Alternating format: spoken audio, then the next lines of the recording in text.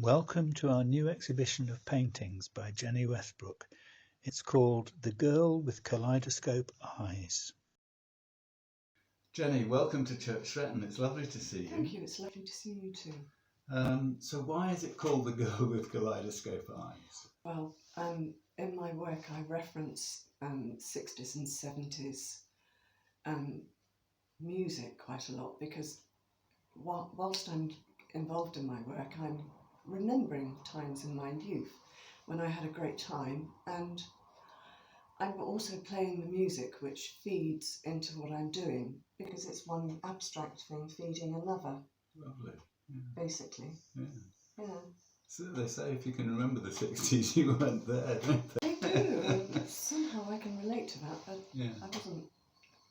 But I think the work, it does, it is reminiscent of the 60s, the bright colours and everything. Yeah. It's really nice. Yeah, So there's no escaping it really, is there? Yeah. Tell us about the work. So there's a lovely piece behind you now. What's that called, and where did that come from? This one's called Take 5, and whilst I was doing it, it's a recent one. I've done it in July, and whilst I was doing it, I just thought to myself, I could really do with listening to Dave Brubeck.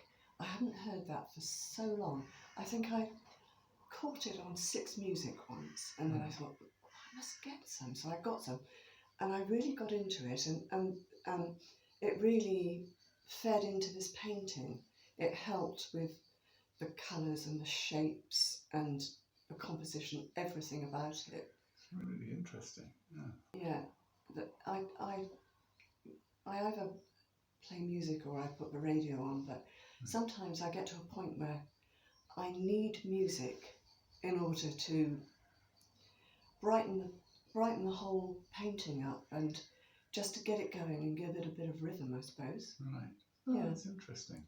And how do you know when a painting's finished? That's a tricky one. Because I can have it on the go for ages and it'll be up in my studio and I'll keep looking at it thinking, is it there? It's nearly there. And then I'll get to a point where I think, almost there, and then I'll come in the next day and I think, that's lovely, but it's not quite there. And I'll sit down for a few more hours and I'll just kind of, bold up the paint a bit and crisp up the edges maybe, put a bit of art pen in here and there, and maybe put a tiny bit of neon colour there, or take the colour from one end over to the other so that it takes your eye across the painting and ties it all up. And then I'll leave it alone. I get a good feeling from it and I'll leave it alone, and I go make myself a cup of tea or pour myself a glass of wine, depending on whether it's 5 o'clock or not. And I'll come back and I'll say, hey, you've done a good job there. It's finished. Brilliant. That's Yes. the spirit. Oh, when you can say that. So when I get a message, Yeah. basically, Yeah. it's like somebody else in my head is saying, you've done it. It's there. Well, that's good. Yeah. And you don't ever feel you've overdone it? Oh, yes. Sometimes you do? Yes, I do. Okay. Sometimes I end up by cutting them up and then underdoing what I've done. Right. And making them into smaller paintings. Right. It's part of, I don't feel bad about that. It's part of my process. Yeah. And tell us what it's like in your studio and what the setup is and how you go about putting stuff on the canvas. Well, it's chaotic, and I do clean it up sometimes. I've got paint everywhere and I always forget to put the lids back on, and I ruin quite a few brushes and I feel very guilty about that. And but then I have a tidy up and it's absolutely jammed with paintings. It is, right. Yes. Yeah. And what else is in the studio apart from the paint and the paintings? Well, I have little figures of kind of vintagey type toys and weird clockwork things. Oh.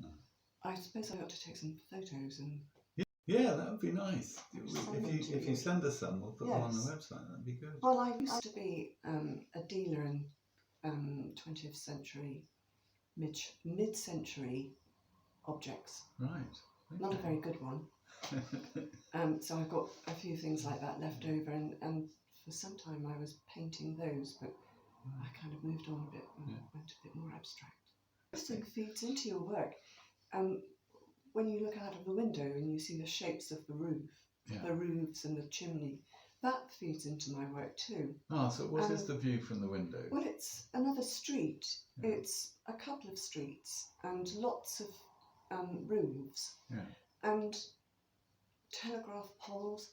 And I quite often look at my work afterwards and I see telegraph poles, roof shapes, you know, hybridized versions of bins left out on the street and stuff like that. Do you ever paint outside the studio? No. It's always in the studio? Always in the studio. Is it always in the same place in the studio? No. Sometimes I take it downstairs and sometimes I just want to sit on at my table and just work on a few smaller bits at the same time and have the telly on. Right. And maybe the radio, or swap it to a bit of music. But sometimes you just want to take your mind away from engaging with it too much and just go into autopilot and soak in what's going around in a kind of domestic setting, to give it another kind of feeling, I suppose. Yeah. And would you say over the years that your style has evolved or changed, or have you gone through different periods, or are you doing the same sort of thing now as you were 10 or 15 years ago?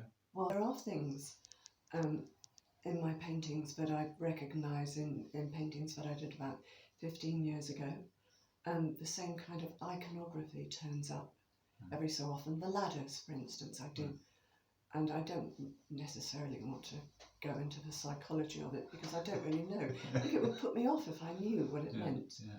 We'll leave that to the art historians later on. And the shapes and definitely colours, But I can see that they've evolved. I've become more confident in what I do, and I think I've sorted out the composition in a much more effective way than I was doing about 10 or 15 years ago. Well, I think, looking at the paintings, I really think you have. I think they are lovely, and I just hope we get lots of people into the gallery to see them. I hope so too. Thanks very much, Jenny. Thank you very much.